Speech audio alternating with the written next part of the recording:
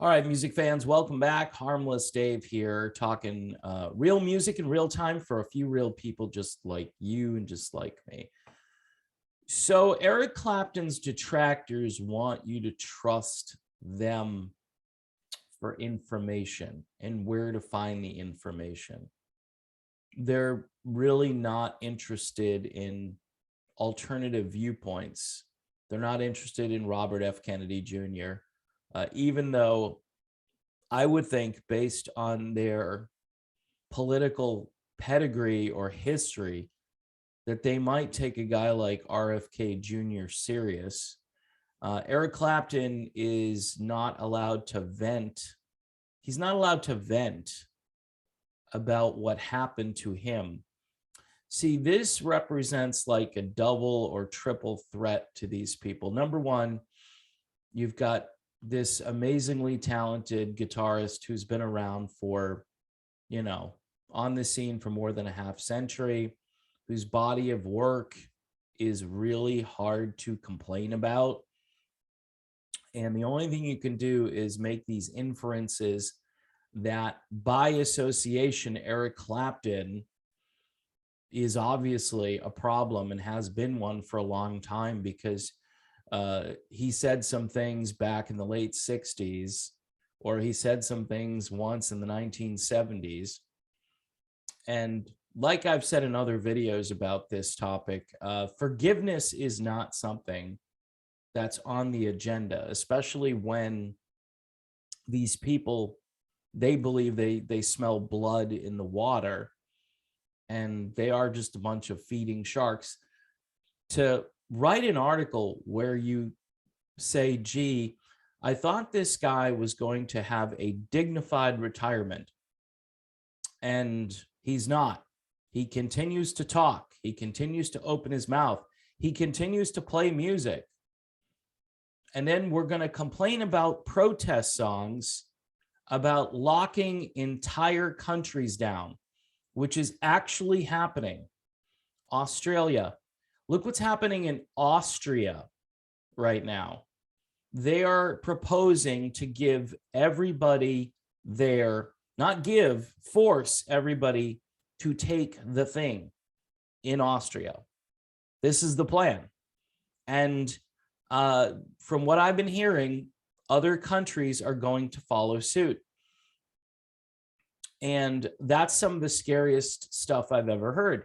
Now, people can continue to be, merry and doing their eating and drinking as in the days of Noah, marrying and doing all the things that, again, this is so biblical and historical in nature. We've seen this over and over again. We saw this movie begin to unfold in the late 1930s. Oh, I'm an extremist for making that comparison. I'm an extremist for calling out these people who seem to think totalitarianism means freedom, because you'll get your freedom back. If no, hasn't worked so far. Eric Clapton doesn't trust it. I don't trust it. There are many of us who don't trust it. It's bizarre. Just do these things. Remember the old 15 days to flatten the curve? Well, somebody said the other day, the hardest part of 15 days to flatten the curve is the first 2 years. Seriously, this is where we're at right now.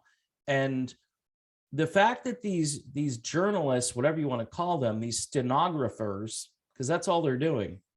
What is the president of, or better yet, forget the president of the United States. What does Klaus Schwab think today?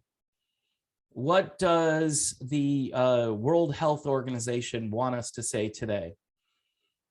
I mean, wouldn't it be great if we could all just live as one? It's like a John Lennon song, right? And I can really not imagine a dystopian world where everybody thinks the same. And you're called a science denier if you have a different opinion. This is weird. Science isn't about consensus. Science is about skepticism, about digging deeper, looking further, finding out what really is happening out there. And you're not really hearing about what's happening out there in countries like Israel and the UK. You're not seeing the actual data because it's not being presented. What the media has done over the last few months is they've started to curve the narrative away from the thingdemic just a little bit. They're always going to have that there, though, to continue to fearmonger, and to people wake up in the morning and they're wondering, especially right now, is it coming back? How bad is it going to be, depending on where you live? Are they going to lock us down again? Am I going to lose my benefits or my job or whatever it is I have left right now? Am I going to be able to get food? Gas prices are like insane. They're insane. And this all happened within the course of like 9 or 10 months. And by the way, it's not just because the president of the United States here in America right now is just a figurehead. He's just a name or a brand or an image, and they can barely keep that image from falling apart. Right? Just like rock bands, they become just like brands. Oh, it's this brand.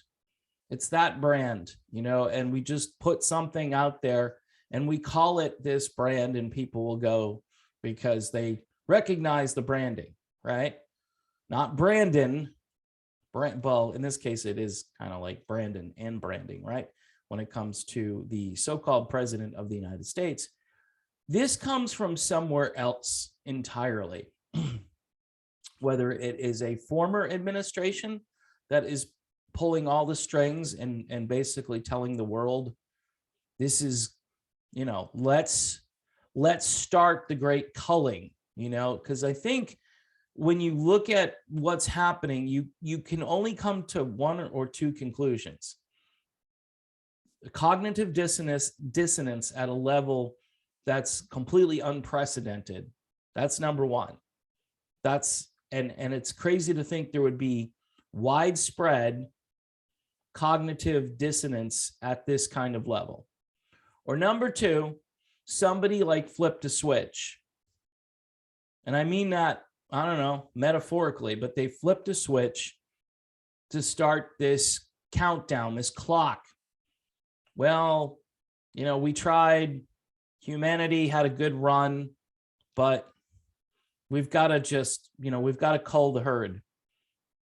And the people who hear that out of somebody like me, or anybody for that matter, at that point they go, okay, turn this off. This guy's insane. He's crazy. They're going to lock down a country, right? They have camps set up for people to go to the camp. It's not summer camp. It's you refuse to do the thing, you go to the camp. Oh, well, until you get into compliance. This is something that I've heard directly because there's somebody in my family who has heard this. You will be given 30 days to come into compliance. The language that they're now using. Even if it wasn't like, okay, we're going to march you off to this chamber.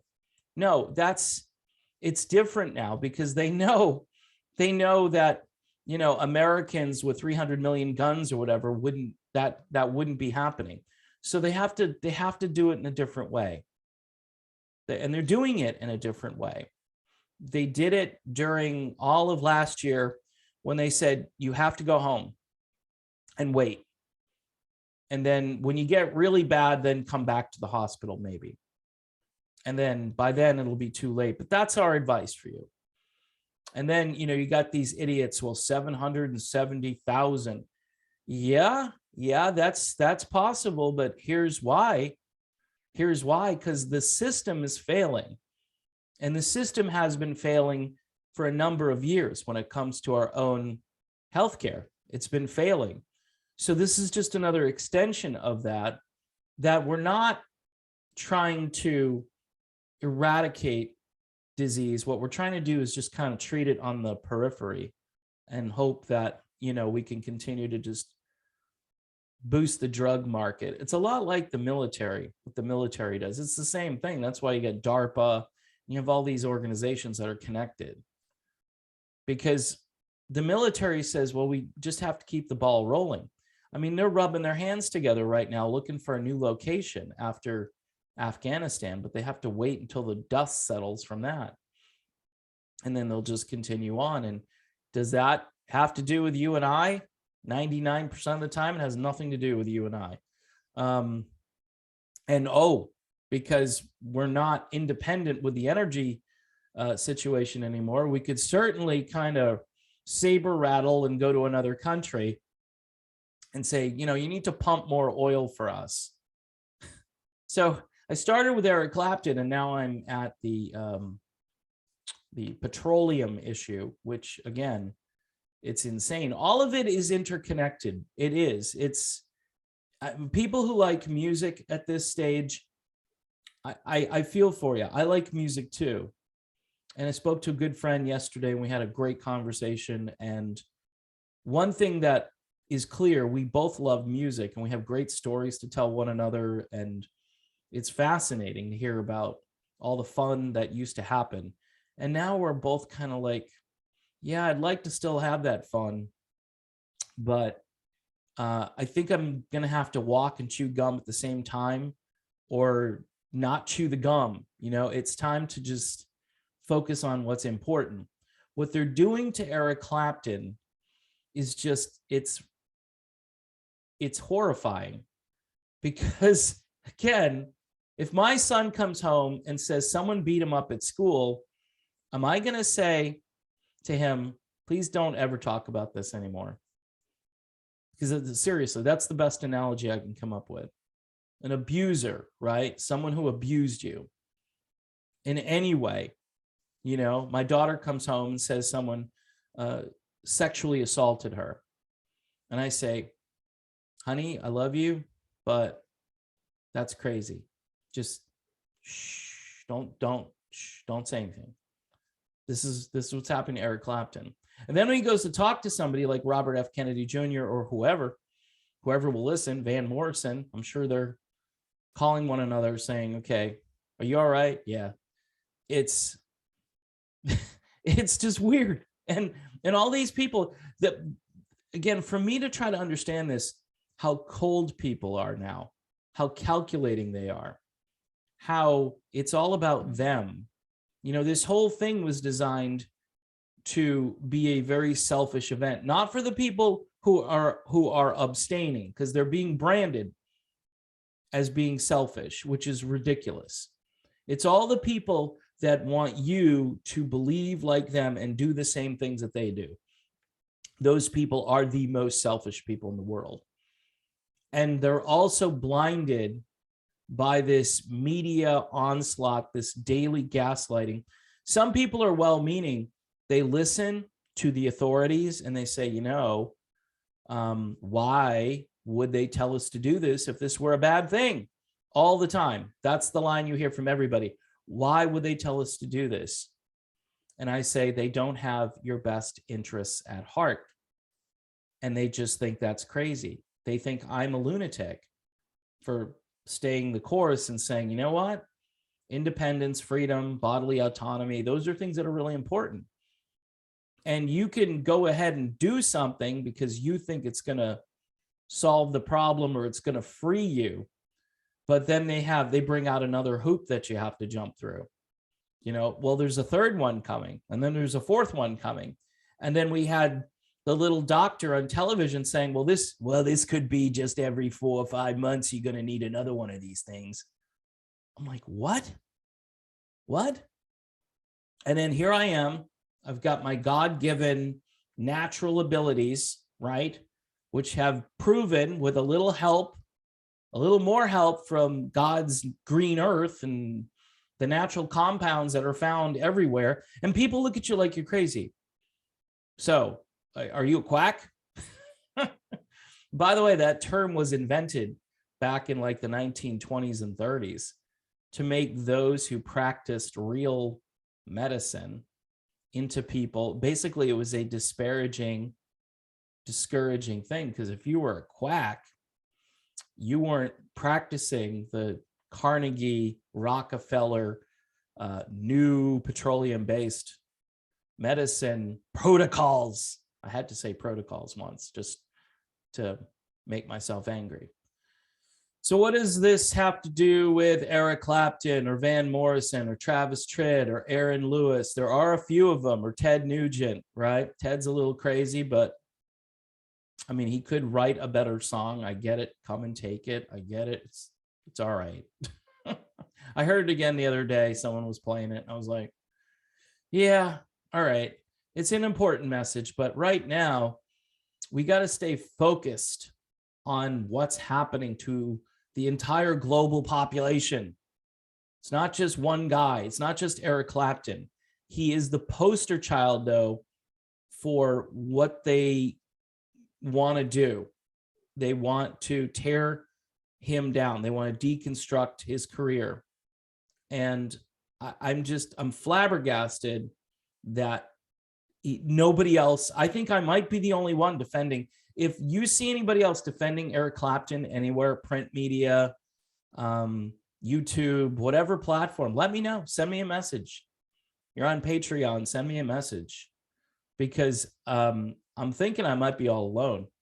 And that's just nuts, because I don't have a big platform. I have a growing small platform, but for me to be the only one defending a guitar legend whose music has helped probably a lot of people cope during their lives, whose music is really hard to pick apart as a whole. You may not like certain Eric Clapton albums, or a lot of people don't like the 80s Eric Clapton. That's like my favorite. I like them all.